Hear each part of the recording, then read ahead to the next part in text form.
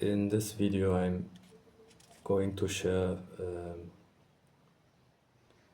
something I realized when I read about the story of Musa alayhi salam. I was reflecting on my life and on his life and the process he went through. And I realized that after asking a few questions that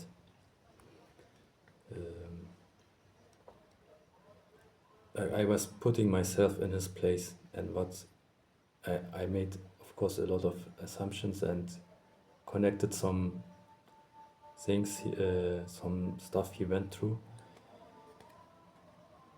And one of the questions I was wondering is why did Allah Azza wa Jal marry Musa alayhi salam right after all these traumatic events? That was one of the main questions I had. And when I was thinking about it and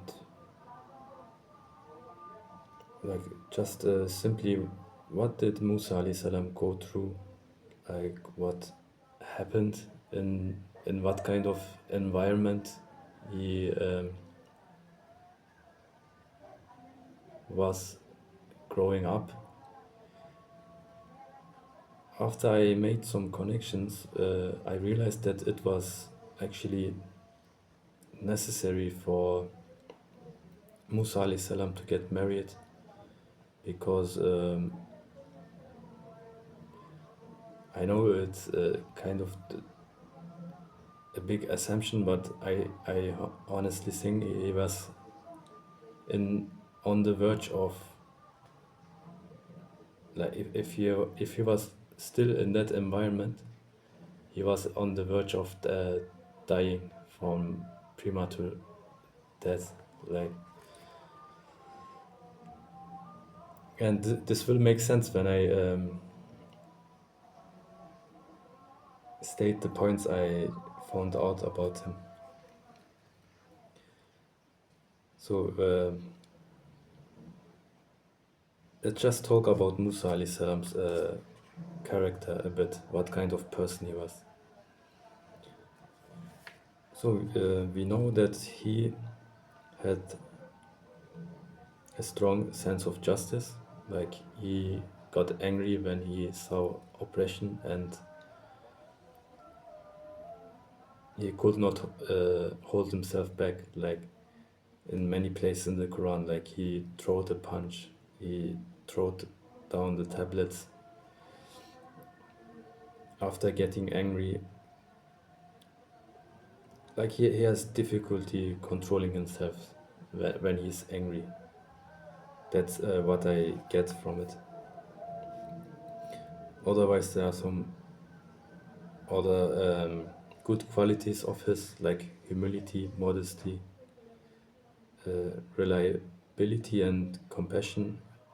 Like these are all good qualities, but the main qualities I want to focus on are of his that he has a high temper, difficulty controlling himself when angry, and this is assumption, but I will connect all of this and it will make sense for you.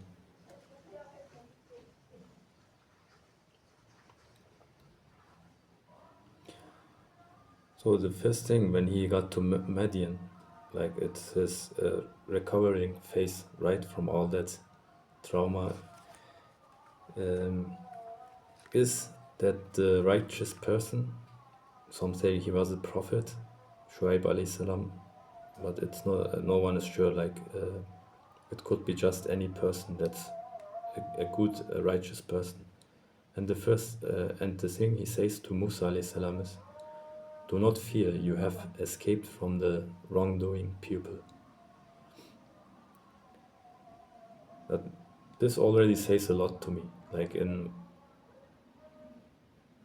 about the.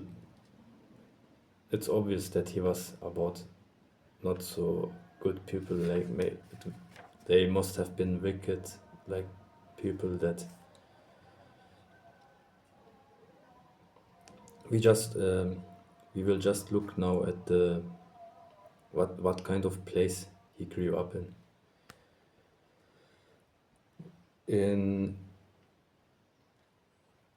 most of you probably know like government places where in environments where power is highly concentrated, like um,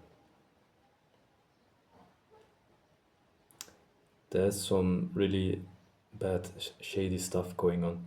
Like impress,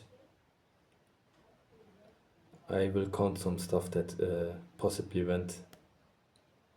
uh, was going on there, and you can kind of make sense what Musa alayhi salam uh, got through.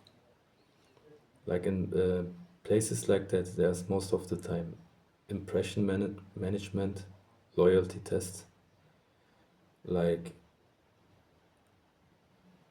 public shaming, gaslighting,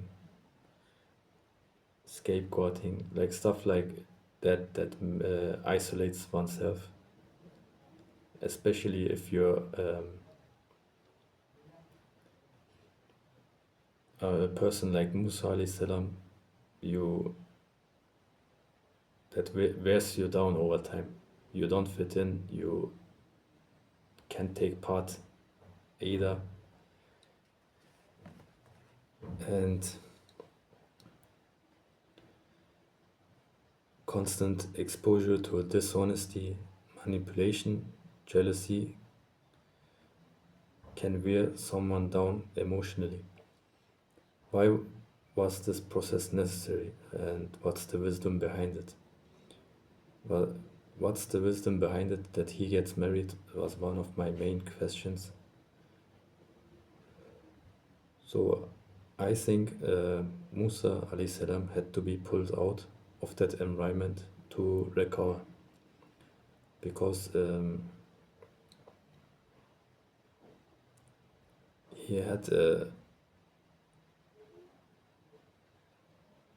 because if you look at psychology, the body starts recovering when it feels safe. It had to be He had to be pulled out of that place, and that would have not been otherwise possible. Like there are even some psychological terms for that, like nervous system dysregulation, difficulty to calm, uh, because he has adapted to ongoing danger, always some bad stuff happening. Like so, most of you guys already know this. Like you get reactive over the smallest things. Like we could say that I think complex trauma, what he, what a lot of people nowadays have, he had that too, and you can somehow relate to that. So now the main point why he had to be married. If you look at his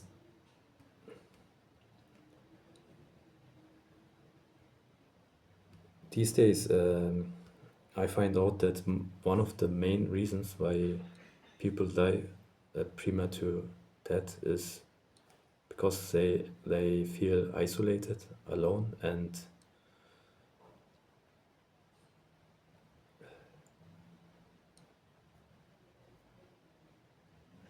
high blood pressure, like always rushing to stuff, being angry, getting irritated.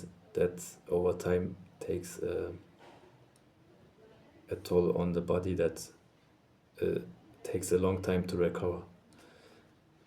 And I honestly think that it was his problem. Like, if we look at his characteristics, he is already someone that gets irritated, angry at stuff.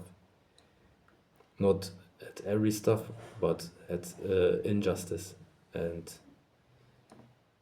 he can't hold himself back when he sees injustice. Or when, like in the case when the Jews started worshipping a calf, when he was, when he went, when he separated from them for a bit.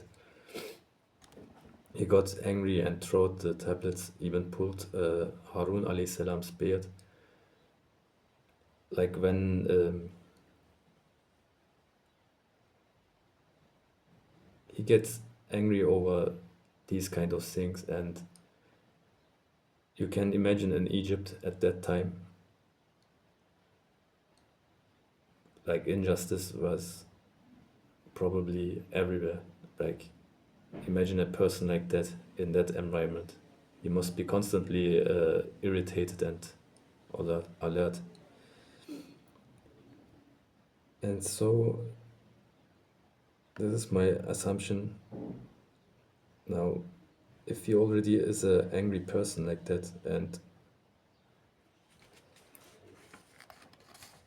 one of the first things he gets married, I looked up what kind of benefits marriage has on a person. That, like in general, what benefits are there if you marry? Like, what does a spouse give you?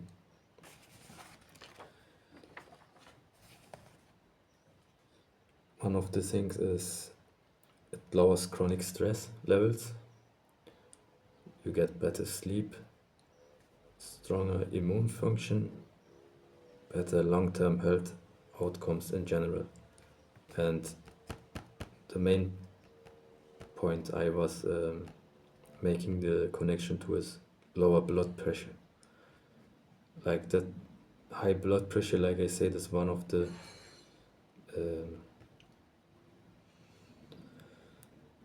one of the main reasons why people die from premature death. And if you connect that with his temper and all that anger he had, and there's also if people release trauma, they went through a phase where they release a lot of anger that pent up inside. You can look that up in psychology. It's a pretty known uh, like what phenomenon process that if you release trauma, if you're healing from it, you let out a lot of resentment and anger, and that anger also has its toll on your body that you are releasing. Hence why I think actually that if Musa alayhi salam kept staying in Egypt and Allah Ta'ala didn't pull him out from that place, he could have died. I honestly think that. Like maybe it's an assumption, but if I connect all these things, it makes a lot of sense. And why it was actually necessary for him to get married so that he does not die.